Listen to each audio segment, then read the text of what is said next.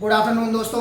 आज की क्लास में जैसा कि इतिहास में हम लोग पढ़ रहे थे आगे की तरफ और गुप्तकालीन प्रमुख राजवंश या उनके उत्तरार्ध होने वाले प्रमुख राजवंशों के बारे में हम लोगों ने पढ़ा था। अब इसके आगे जो पढ़ना है यह इनकी स्थापत्य कला एवं कला साहित्य तथा संगम कालीन के इतिहास के बारे में पूर्ण जानकारी हम लोगों को प्राप्त करनी है। ठीक है, तो अभी जो यह प्राचीन भारत आपका है यह संगम काल साहित्य के बाद उसके बाद यह खत्म हो जाएगा और उसके बाद मध्यकालीन भारत आपका प्रारंभ हो जाएगा। तो जैसे अभी प्राचीन भारत में जो हम लोगों को पढ़ना है, यानी कि अभी जो क्लास चल रही थी वो हिस्ट्री की, हिस्ट्री प्राचीन भारत में गुप्तोत्तर कालीन जितने भी प्रमुख राजवंश थे उनके बारे में हम लोगों ने पढ़ा। अब आगे की क्लास की अगर हम बात करते हैं तो इस समय गुप्तकालीन कला एवं स्थापत्य कला की बात हम करेंगे।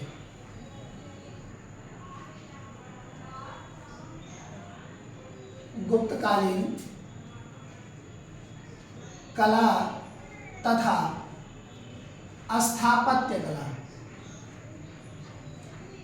स्थापत्य कला इनके बारे में पढ़ना है।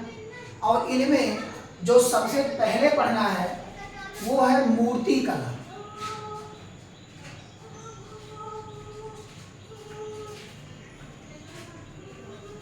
इस मूर्ति कला को 3 भागों में बांटा गया है और 3 भागों में से एक एक भागों को करके, जैसे प्रथम भाग जिसे कहा जाता है गांधार शैली, गांधार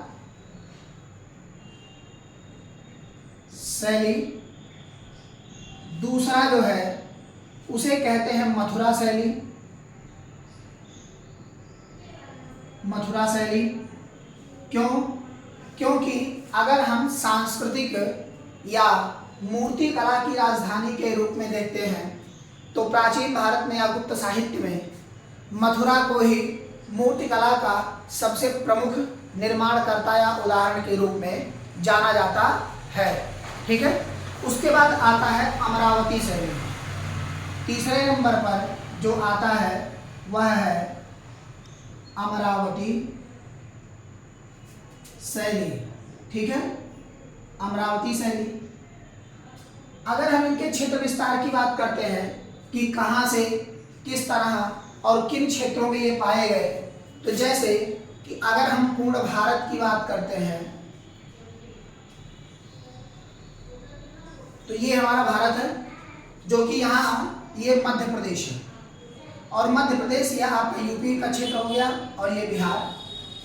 ठीक है, और यहाँ ये पाकिस्तान और उसके जस्ट ऊपर ये अफगानिस्तान। तो ये पाकिस्तान, अफगानिस्तान और ये जम्मू कश्मीर का ये पूरा एरिया लेकर के यहाँ का, इनके क्षेत्रों की अगर हम बात करते हैं तो यहाँ भगवान बुद्ध की प्रतिमा, भगवान बुद्ध की प्रतिमा सर्वाधिक मात्रा में पाई गई, सर्वाधिक मात्रा में पाई गई। तथा इनके जो ध्यान या योग या बल की हम बात करते हैं तो बल तथा योग मुद्रा में भगवान बुद्ध की मूर्ति बल तथा योग मुद्रा, योग मुद्रा में यह शैली यहाँ पर मिली। और अगर हम अमरावती शैली की बात करें तो ये केरल के नीचे वाला हिस्सा, ये जो पूरा तट है, यहाँ पर अमरावती शैली के उदाहरण मिलते हैं। अमरावती शैली के उदाहरण यहाँ पर पूरा मिलते हैं। उसके बाद ये जो बीच का क्षेत्र है उत्तर प्रदेश और बिहार का क्षेत्र या उसके नीचे का क्षेत्र, यानी कि उत्तर काशी का क्षेत्र हम इसे कह सकते हैं, या पूरा का पूरा उत्तर काशी क्षेत्र जो है, यहाँ क्षेत्र के अंतर्गत जो यह शैलियों का विस्तार पाया गया वो था बल या कहें तो बौद्ध धर्म, जैन धर्म तथा हिंदू धर्म, तीनों के साहित्यिक मूर्तियों का संगठन यहाँ पाया गया। यानी कि हम कह सकते हैं बौद्ध धर्म प्लस जैन धर्म और प्लस हिंदू धर्म, इन तीनों की मूर्तियाँ यहाँ उत्तरकाशी के क्षेत्रों यानी कि प्रांतों में पूरी तरह से पाई गई। ठीक है, तो सबसे पहली जो शैली का विकास हुआ वो है गांधार शैली, दूसरी मथुरा शैली और तीसरा अमरावती शैली। तो यह कला यानी कि मूर्ति कला के साहित्य में आता है। अगर हम स्थापत्य कला की बात करेंगे तो उसमें मंदिर निर्माण की बात करेंगे हम। ठीक है, तो एक एक करके इन शैलियों पर हम लोग चर्चा कर लेते हैं और जान लेते हैं कि इनका किस तरह से कैसे इन्हें बनाया गया या इनका विस्तार किया गया। ठीक है, तो पहला है गांधार शैली। ठीक है, पहला क्या है? गांधार शैली।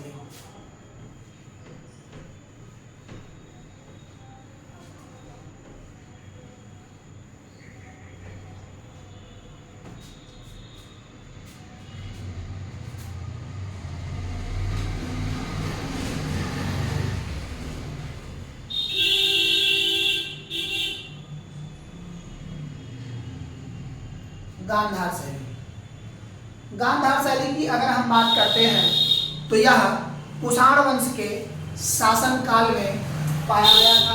यानी कि उस समय तत्काल में अगर हम बात करें तो कुषाण वंश का शासन काल था, शासन काल था। ठीक है, कुषाण वंश का शासन काल था। इस समय भगवान बुद्ध की प्रतिमा बहुत ही जोरों शोर से या हम कहें लगातार, और शासन जो इस पर बैठा हुआ था वह था कनिष्क। कनिष्क का शासनकाल था।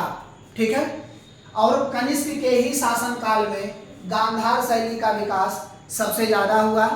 गांधार शैली का विकास सबसे ज्यादा हुआ। काले रंग की तथा भूरे रंग की मूर्तियां इस समय ज्यादा बनी हुई पत्थरों की मात्रा में पाई गई। काले रंग प्लस भूरे, इन रंगों के मेल से मूर्तियां तत्काल के समय में बहुत ही अधिक मात्रा में पाई गई।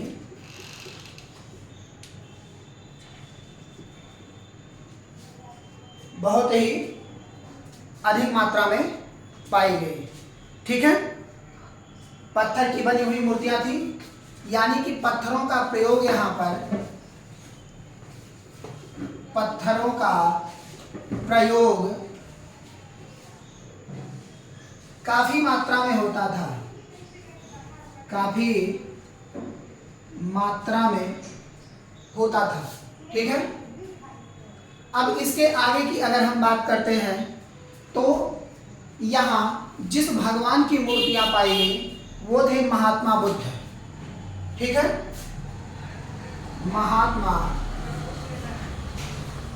बुद्ध की मूर्ति, बुद्ध की मूर्ति बहुत अधिक मात्रा में बनी हुई पाई गई। योग आसन में तत्काल के समय में इन मूर्तियों को दर्शाया गया। योग आसन, यानी कि योग आसन में इन मूर्तियों को पूरी तरह से दर्शाया गया। ठीक है, तो जो महात्मा बुद्ध की बनी हुई मूर्तियां थी वो कैसी थी? योग आसन की मुद्रा में। तो गांधार शैली आप सभी के समझ में आया होगा। यानी कि जैसे कुषाण वंश का शासनकाल इस समय चल रहा था और कनिष्क शासनकाल में बैठा हुआ था, यहाँ काले तथा भूरे रंग की पत्थरों की बनी हुई मूर्तियां अधिक मात्रा में पाई गई, जो कि महात्मा बुद्ध की मूर्ति थी। योग आसन में इस समय महात्मा बुद्ध को दर्शाया गया। ठीक है, अब इसके आगे जो दूसरी शैली को हम लोगों को पढ़ना है वो है मथुरा शैली। मथुरा शैली, ठीक है, तो अब इसके बाद हम लोग पढ़ लेते हैं मथुरा शैली।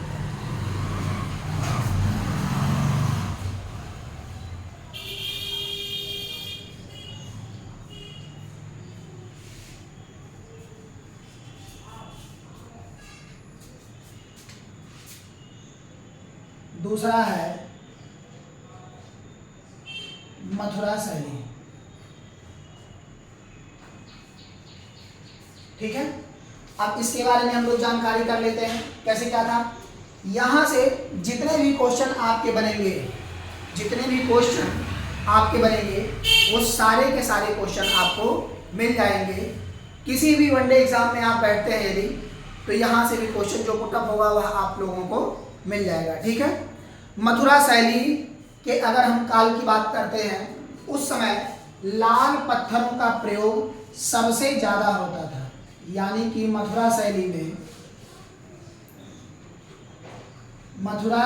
में लाल रंग के पत्थरों का प्रयोग, लाल रंग के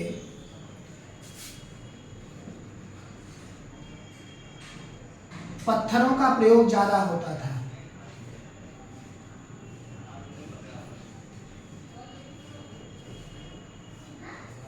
ज्यादा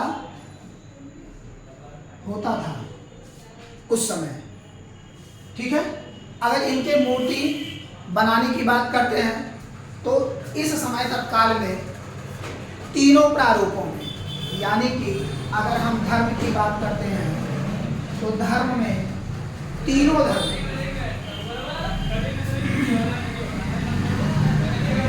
जैन,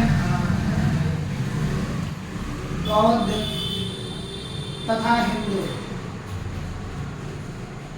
तीनों धर्म में मूर्तियों का विकास हुआ। तीनों धर्म में मूर्तियों का विकास हुआ और इन सब में प्रसन्न चित्त मुद्रा, प्रसन्न चित्त मुद्रा में पाया गया, यानी कि इस समय काल में क्या होते थे, प्रसन्न होते थे, प्रसन्न मुद्रा में थे। और यह तीनों में अधिक विकासशील अगर कहा जाए, और प्रचलित मूर्तियों में इनका विकास काफी अधिक मात्रा में हुआ। ठीक है। अब अंतिम आते हैं, उन्हें हम कहते हैं अमरावती शैली। ठीक है।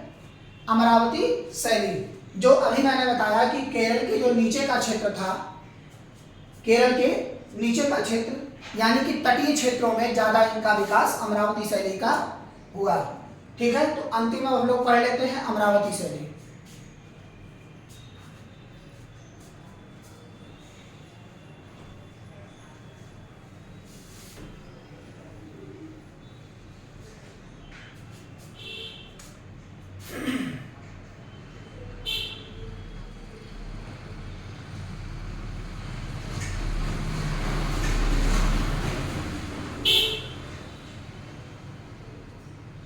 अमरावती शैली। ठीक है।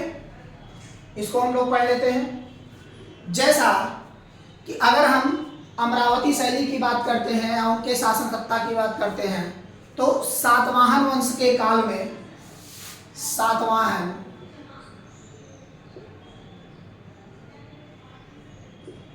वंश के काल में इसका विकास काफी अधिक मात्रा में हुआ, जो कि एक कैसा शासन था यार, मात्र सत्तात्मक, मात्र सत्तात्मक था। यानी कि अगर हम बात कहें तो मात्र सत्तात्मक वंश, यानी कि यहाँ पर सिर्फ एक माता ही राज्य करती थी और उनके आदेशानुसार ही इस वंश के सारे कार्यों को किया जाता था। ठीक है। सारी मूर्तियां यहां पर एक साथ बनती थी। यह जैसा कि आप लोगों ने सुना होगा कि जातक एक पुस्तक है जिनमें बहुत सारी कहानियां लिखी गई हैं। ठीक है। तो उन्हीं कहानियों पर आधारित, ठीक है, कहानियों पर आधारित मूर्तियों का निर्माण इसमें, यानी कि अगर कहा जाए अमरावती शैली में किया जाता था। ठीक है। जैसा कि अगर हम इसी में ही कहें कि अभी मैंने कहा कि जातक एक ऐसी पुस्तक है जिसमें महात्मा बुद्ध की 200 से अधिक कहानियों का वर्णन है, कहानियां पाई जाती हैं,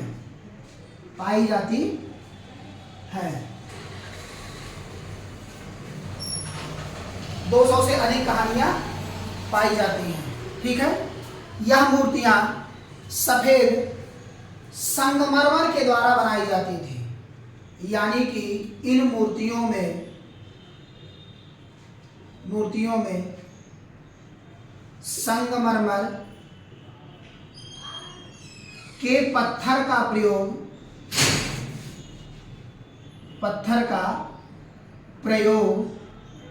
किया जाता था।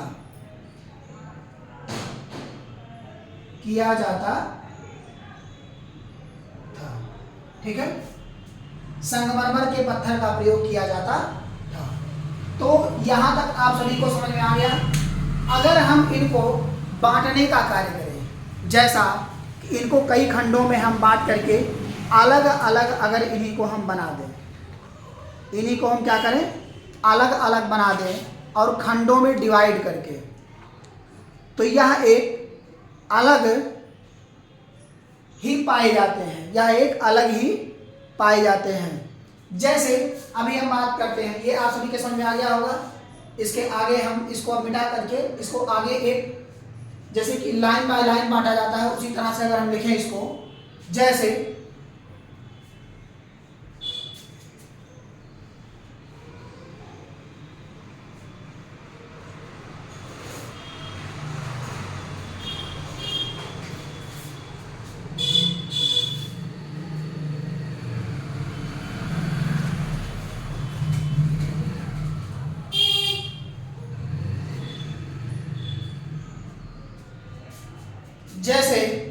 कि अभी हम कहें यहाँ पर शैली, यानी कि जिस शैली में मूर्तियां बनी हो, उसके बाद यहाँ हम कहें उस एरिया यानी कि जगह,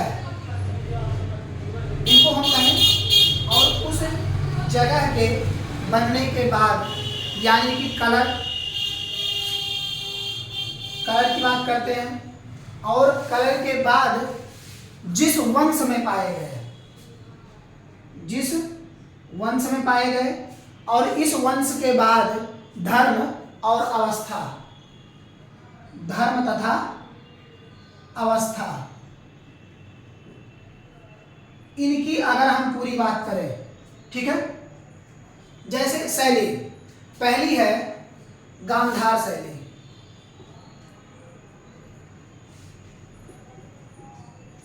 गांधार शैली में जगह की अगर हम बात करते हैं तो यह पश्चिम भारत में पूरी तरह से पाया गया, यानी कि हम बात किसकी कर रहे हैं, पश्चिम भारत की। कलर की अगर हम बात करते हैं तो इसमें काला ज्यादा अधिक मात्रा में जो पाया गया वो कौन था, काला। और यह किस वंश में पाया गया, तो कुषाण वंश में।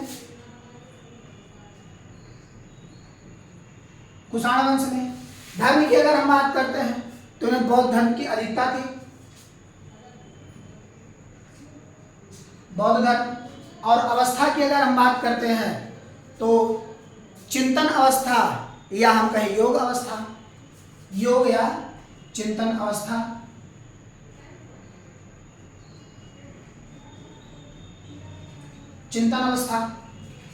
दूसरी जो है वह है मथुरा शैली।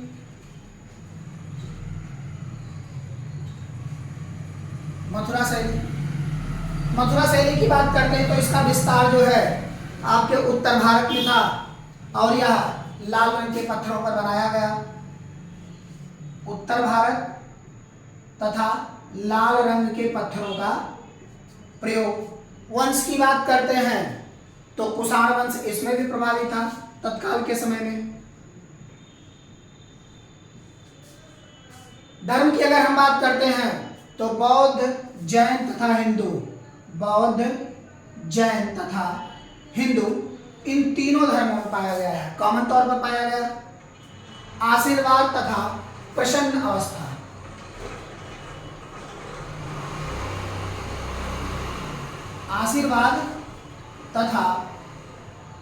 प्रसन्न अवस्था, इन दोनों में पाया गया। और तीसरे की अगर हम बात करते हैं यानी कि अमरावती शैली,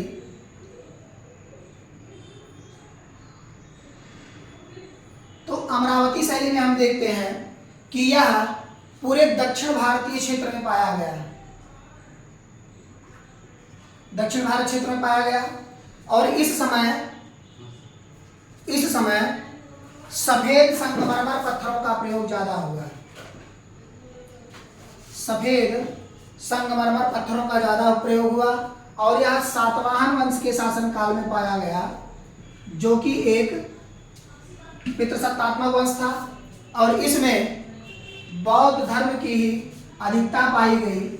और इस समय जिन अवस्थाओं में यह पाए गए वह थी अगर हम कहें समूह